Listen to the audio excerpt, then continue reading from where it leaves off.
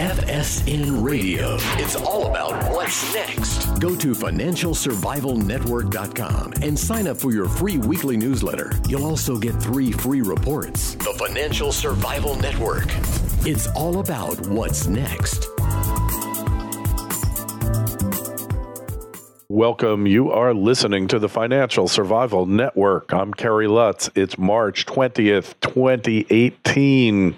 Oh, as always, please participate in the show. Feel free to send us an email to kl@kerrylutz.com. Well, Obamacare in the news yet again. The traitorous Republican Congress, well, I guess I'm betraying my bias there, is attempting to incorporate a bailout for Obamacare in the Senate budget resolution that is now pending. The House has rejected the bailout. There's a lot more to that, but what you really need to know about is single pay or single payer health care, meaning one person writes all the checks or one entity writes all the checks. As a free market economist, not my cup of tea, but there's a lot more wrong with it than just that. And you're about to hear from Sally C. Pipes. Sally, you're President, Chief Executive Officer of the Pacific Research Institute on the left coast, located in San Francisco. You've written a number of books about the subject before, among them The Cure for Obamacare and The Truth About Obamacare. Now, your latest book, The False Promise of Single-Payer Health Care. What are we to do? Sally, welcome to the show.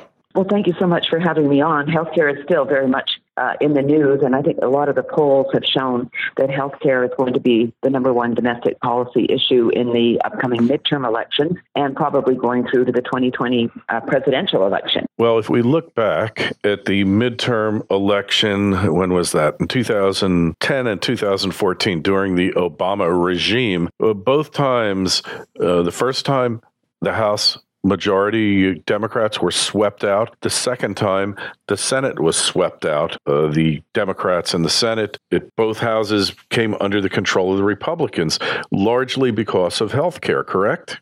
Absolutely. And of course, we all know that when President Trump, then candidate Trump, was campaigning in the race against Hillary, he said many times that healthcare reform and repealing and replacing disastrous Obamacare was going to be the number one issue. And I think that was a key reason why he was elected president, particularly in states like Pennsylvania and Michigan, where, everyone thought that Hillary would be a winner. But people, were very upset with Obamacare, which, by the way, we'll be celebrating because it still is a law. Its 8th birthday this coming Friday.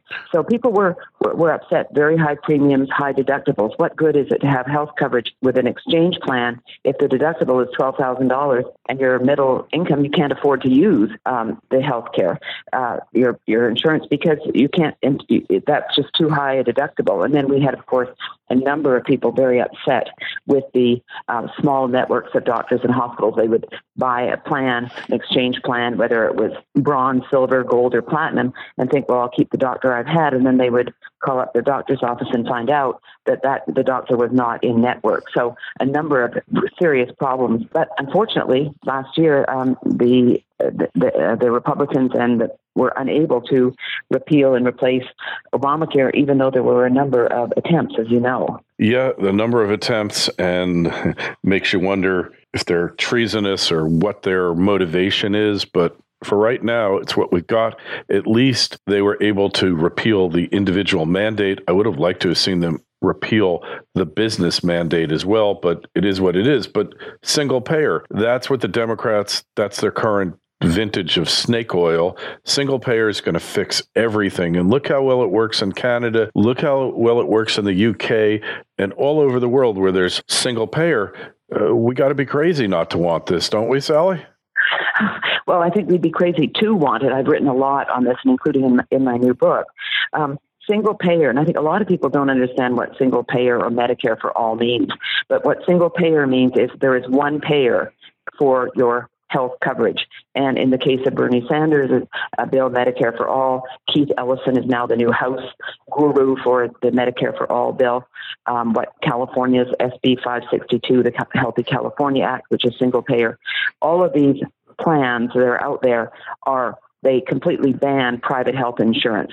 So it's interesting in some of the polling when people, now 49% of people say they support single payer. If you ask them, well, would you support single payer if you had to pay a tremendous tax increase to cover this? Because in California, the cost of the single payer model was costed out at $400 billion a year, more than double our whole state budget at $185 billion. But when people are asked, well, would you pay much higher taxes for this? Then the support goes down. But a lot of the polling shows when people say they support single payer, and then they're told, well, then that means you would have to give up your employer-based coverage, which 170 million Americans have. Then they say, oh, no, that won't be for me. I'll be able to keep my employer-based coverage. But no, single payer means the government is the only payer, and they won't be able to keep their private coverage. So I am Canadian. I grew up in Canada. I'm an American now, but all of my family is still in Canada, and I watch very closely the problems with the single-payer healthcare system there. And it is not a system that we want in this country. And yet, the polling is showing widespread support. And I think the Dems it's going to be a big issue for them this fall in the elections, and certainly in the 2020 presidential, when you see senators such as Kamala Harris, Kristen Gillibrand, Cory Booker, and Elizabeth Warren, all very much in support of Bernie Sanders' Medicare for all. So it's interesting, if we contrast this with the tax bill, the Trump tax reform bill, the Democrats all opposed it, and they said it's awful and everybody's going to hate it. The more you see it, the more you're going to hate it. And the opposite has occurred. It's actually a case where the more you see the bill, the more people have enjoyed its benefits thus far, the more popular it's gotten. On the other hand, with Obamacare, they didn't get one single Republican vote. And the Democrats said, infamously, Nancy Pelosi said, you got to pass it to see what's in it. And the people weren't crazy about it initially, but the more they've seen it and the more they've enjoyed its so-called benefits, the more they've come to hate this bill. FSN Radio. It's all about what's next. Are you a highly paid professional, a doctor, a lawyer, or an engineer? Well, here's a podcast for you. It's called a Wealth Formula Podcast, and you'll find it at wealthformula.com. Robert Kiyosaki, Jim Rickards, Fannie Mae chief economist Doug Duncan, they're just a few of the recent guests on this podcast that I'd like to recommend you try out. Wealth Formula Podcast is a really unique show, and it's great if you're looking to build generational wealth. The host, Buck Joffrey, is an ex-surgeon who retired and is now an entrepreneur and investor with a focus on peeling back the secrets of the ultra-wealthy. It's a great show for professionals and entrepreneurs. Check it out. You'll find it at wealthformula.com. Podcast is available on the usual platforms like iTunes, Stitcher, or just Google it. Wealth Formula Podcast. The Financial Survival Network. It's all about what's next. Right, absolutely. And, President Obama, when it passed into law, just after it passed into law on March 23rd, 2010, he said the average family would see their premiums go down by $2,500. And, of course, that has proved completely to be a falsehood. We've seen premium increases in the silver plan, which is the one that the rates are set by, up by anywhere from 15 to 20 to 37%. So that's exactly the opposite of a reduction in the cost. And Nancy Pelosi was the same Nancy Pelosi who said after the tax reform bill passed, these are just these little crumbs, won't help at all. It's fine for her to say that because her husband is very, very wealthy. But if you're struggling and you're middle class, and you're making $50 an hour, then this tax cut is very good for you, and it's very helpful, and these people are very pleased with it. Exactly. Could not agree with you more. We're seeing it all over the place, and it's just interesting that a party can be so out of touch with the American public, with what you want and what is important to you. Yeah, $1,000 doesn't make any difference, but we were going to save you $2,500. Instead, we cost you $5,000 more. Isn't it a wonderful bill? Well, what are the alternatives? What are the solutions here, Sally, to the problems that ail the healthcare system in the United States? It's outrageously expensive. We all know that.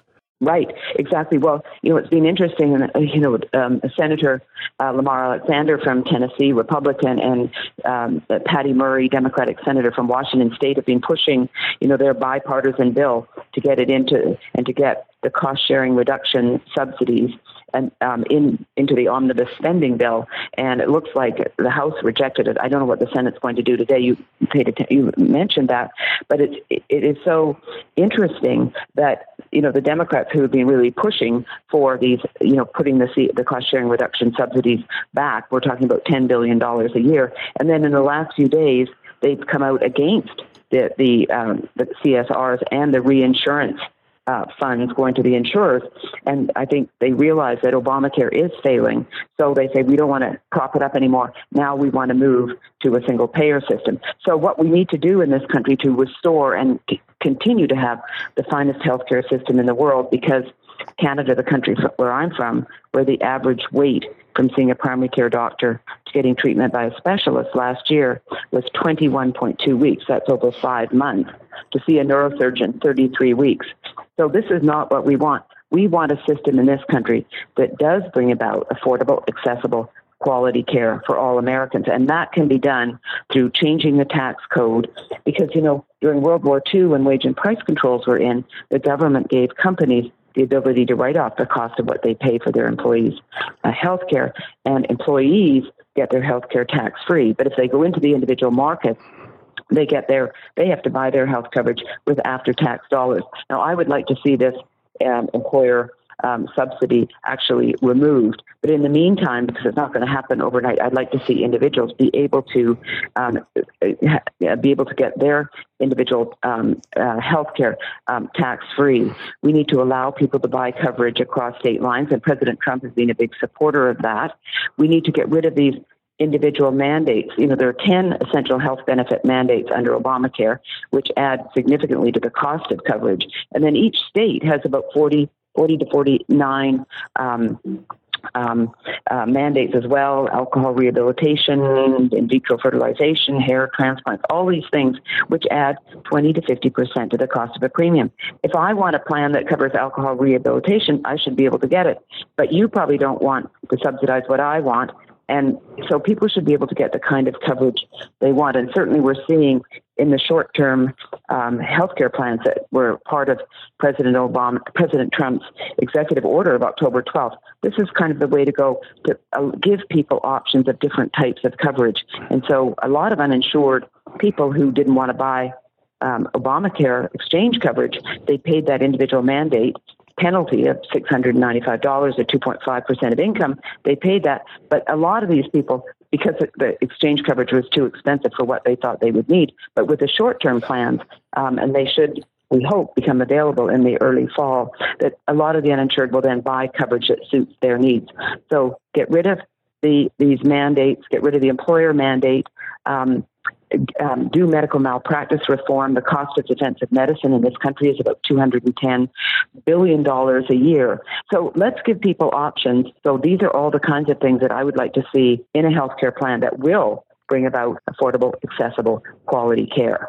So the Republicans all ran on repealing Obamacare, and yet it never came to pass, amazingly enough. Who would have thunk? Right. Real betrayal. And then they're holding on for dear life, this GOP establishment. They're the same ones that fought President Trump. Look, the Chamber of Commerce wanted this bill, Obamacare. They wanted it. They got it. And the question is, how do we fix this? How do we take back the country, if you will? Because taking back responsibility and care for your own health is really primary to taking back the country. Right, exactly. Well, I mean, I think the midterm elections are going to be very interesting. A lot of the Republicans, the senators and House members say, we can't repeal and replace Obamacare now because, we'll probably lose will lose significant numbers of seats. Well, I think the opposite is true. The American people elected Republicans and President Trump on the grounds that Obamacare would be repealed and replaced. And if they don't do something significant, then I think the Republicans could be in much greater danger than they are. There are a number of really good things that have happened, under the Trump administration, in addition to repealing the individual mandate, which goes into effect January 1st of next year. The short-term health care plans, which I talked about a minute ago, are a great option, particularly for young people. They're not for everybody, but they're certainly for younger people who are healthy, who do not have employer-based coverage. And then we have the association health plans where people in small businesses can band together and get coverage. It'll be cheaper and it'll be better. So that's a good thing. And then allowing people to use in employer-based coverage their health reimbursement accounts to help pay for their premiums for the portion they have to pay. So there are a number of good things that are going on, but I think the Republicans are making a mistake if they think shying away from repeal and replace is going to help them in the midterm elections. I think it's going to be exactly the opposite. Oh, we know that's for sure. That's a near certainty. And just watch out. If they can't get their act together and still they want to actually subsidize it and bail it out, that's not going to go over well with the electorate, the same electorate that elected President Trump and reelected them to Congress. Right, exactly. So it's going to be very, very interesting. The problem, I think, the Democrats, they often do not agree among themselves, but they always present that united front. The Republicans, in many cases, are individualists, which is a good thing. But they should have been able to. I think President Trump, after the inauguration a year ago, January, should have called everyone together on the Republican, the House side and the Senate side, said, look, we promised the American people this. Let's get our act together and then come forward with what was going to work. Because as you know, the House bill sort of passed in a squeaker last spring. And then but by the end of September, every single bill that had come up before the Senate failed. John McCain, of course, cast the deciding vote. And in fact, those repeal bills were not that free market from my point of view. And several of them were really keeping Obamacare in place. So I think, and then of course, Cassidy and Lindsey Graham came up with their idea, and Mitch McConnell never brought it to the Senate for a vote because he was aware that he did not have the votes to pass that repeal bill. So here we are. We're in a quagmire, but these elections are going to be interesting. That's for sure. Hey, Sally, so I assume your book that we're talking about here, False Promise, is going to be available on Amazon and wherever fine books used to be sold? Yes, exactly. The False Promise of Single-Payer Healthcare. It's published by Encounter Books in New York, and it's available on Amazon.com now and at several bookstores. Okay, and people want to take a look at your website. Where should you go? www.pacificresearch.org. All right, pacificresearch.org. We'll have a link to it in the show notes to this interview on our site, financialsurvivalnetwork.com. Hey, by the way, be part of the discussion. Join the show. Just send us an email to kl@kerrylutz.com. The Twitter feed is @KerryLutz. The Facebook page, Financial Survival Network. Sally, thanks so much for coming on, and good luck with the book. Thank you so much. It was a delightful conversation. Bye. FSN Radio. It's all about what's next. Go to financialsurvivalnetwork.com and sign up for your free weekly newsletter. You'll also get 3 free reports. The Financial Survival Network. It's all about what's next.